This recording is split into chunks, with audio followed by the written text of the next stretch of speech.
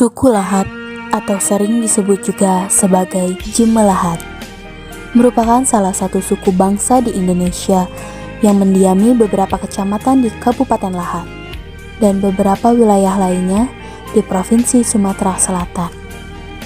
Suku Lahat terbagi ke dalam 4 kelompok sub-suku Lahat yang dahulu disebut dengan kelompok Lekipali atau kepanjangan dari Lematang, Kikim, Pasemaha atau Besemah, dan Lintang. Komunitas masyarakat suku Lahat sebagian besar tinggal di daerah-daerah pegunungan atau area perbukitan yang subur. Di bagian barat dan selatan terdapat gugusan pegunungan Bukit Barisan dengan puncaknya yang tertinggi Gunung Dempo 3.159 meter di atas permukaan laut. Suku bangsa Besemah memandang adat perkawinan merupakan sebuah proses yang sakral dalam menjalin hubungan kekeluargaan dua belah pihak. Proses tersebut dilakukan melalui kompromi hingga tujuan tercapai. Secara tradisional, suku bangsa Besemah hanya mengenal adat perkawinan padukule, yaitu adat yang mengacu kepada prinsip patrilineal dan patrilokal. Namun, demikian ada juga berkembang dengan menggunakan adat semenda atau disebut juga tiamdi anak yang mengacu pada prinsip matrilineal dan matrilokal. Dalam upaya menjalin silaturahmi antara kerabat pihak perempuan dengan pihak laki-laki, setiap pengantin harus melalui tradisi pantauan bunting, yaitu proses yang dilalui oleh calon pengantin atau pengantin baru yang disebut bunting. Pantauan bunting adalah menjamu pengantin oleh kerabat dan tetangga pengantin laki-laki dan perempuan. Pantauan bunting merupakan tradisi yang populer di antara berbagai jenis pantauan dalam adat Besemah. Bila pantauan bunting atau yang mantau bunting ini dilakukan keluarga atau kerabat pengantin laki-laki, maka yang dipantau adalah bunting betina, pengantin perempuan. Demikian pula sebaliknya.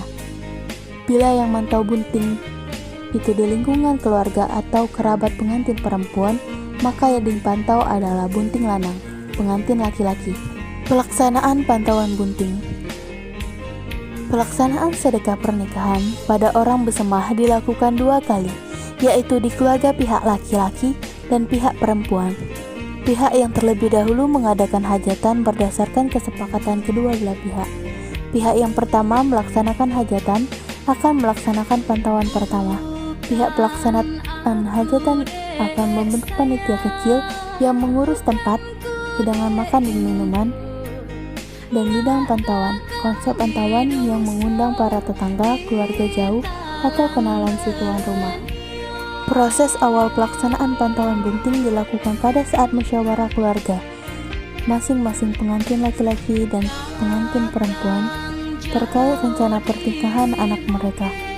Musyawarah ini dipimpin oleh orang yang dianggap paling tua, baik dari segi umur maupun kedudukannya di keluarga tersebut. Ketika pantauan bunting disepakati untuk dilaksanakan, maka orang tua pengantin akan memberikan lemang sepanjang 2 ruas bambu ke keluarga yang hadir dan keluarga lain yang disepakati sebagai tanda bahwa keluarga tersebut. Upacara kematian secara religi yang dilaksanakan dalam 4 tahap, yaitu 1. Tahap memandikan, 2. Tahap mengafani, 3. Tahap mensolatkan, 4. Tahap menguburkan dan doa bersama. Di daerah Musi Banyuasin, tepatnya di daerah Lahat, Sumatera Selatan, terdapat cerita rakyat, yaitu berjudul Asal Mula Sungai Limatung atau Lematang. Sungai ini dulunya merupakan tempat terjadinya sebuah pertempuran yang sengit antara pasukan Lim, keturunan bangsa Cina, dan keponakan Atung Bungsu, seorang yang cukup sakti kala itu. Pada akhirnya, pertempuran tersebut dimenangkan oleh Atung Bungsu. Kedua tokoh Lim dan Atung adalah awal mula terbentuknya nama Sungai Limatung atau dikenal dengan Sungai Lematang. Sungai Lematang adalah salah satu sungai yang berada di Sumatera Selatan. Di sungai ini pernah ditemukan jenis perahu zaman dulu yang disebut biduk. Dahulu sungai ini sering dilewati kapal roda lambung yang menelusuri daerah dan singgah untuk menjual barang dagangannya. Dari sini pula asal muasal nama Kota Lahat lahir, yaitu ketika kapal meninggalkan daerah yang disinggahi, maka orang setempat pulang dari pinggir sungai yang dalam bahasa Lahatnya larat atau pergi. Semakin dangkalnya air membuat Sungai Lematang tidak dapat dilewati kapal roda lambung. Sungai Lematang saat itu belum ada namanya. Sungainya cukup deras dan dalam sehingga banyak para saudagar serta pembesar Belanda berperahu hilir mudik di Sungai Lematang, termasuk tokoh penyebar Islam yaitu Raden Fatah. Raja Demak bahkan memiliki keturunan yang dikenal dengan nama suku Lime, dengan bukti adanya makam Raden Fatah di desa Pagar Batu yang terkubur rambut dan kuku sang tokoh. 6 kuliner dan makanan khas dari Lahat, Sumatera Selatan. Yang pertama ada kue lumpang. Kue lumpang adalah kue tradisional berbahan dasar tepung beras. Kue lezat dengan rasa manis ini telah ada sejak 80 tahun silam dan masih digemari hingga saat ini. Kue ini ditaburi parutan kelapa kasar yang menambah rasa gurih saat memakannya. Kue yang termasuk jajanan pasar ini sangat cocok untuk teman minum teh. Yang kedua ada lenggang. Tentunya kamu tidak asing dengan nama makanan satu ini. Lenggang adalah salah satu makanan yang tidak boleh kamu lewatkan jika kamu mampir ke Kota Lahat. Sebenarnya lenggang merupakan salah satu jenis empek-empek, karena pada dasarnya lenggang berupa empek-empek lenjer yang dikocok bersama telur kemudian digoreng. Lenggang disajikan bersama cuko lengkap dengan mie dan mentimun. Rasanya nendang dan mengandung protein juga karena telur dadarnya. Yang ketiga ada hihancang tehung.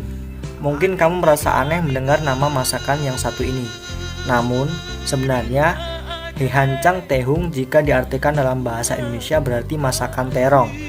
Kuliner satu ini merupakan peninggalan nenek moyang warga bumi Seganti Satungguan dan menjadi masakan khas Lahat yang tentunya harus kalian coba.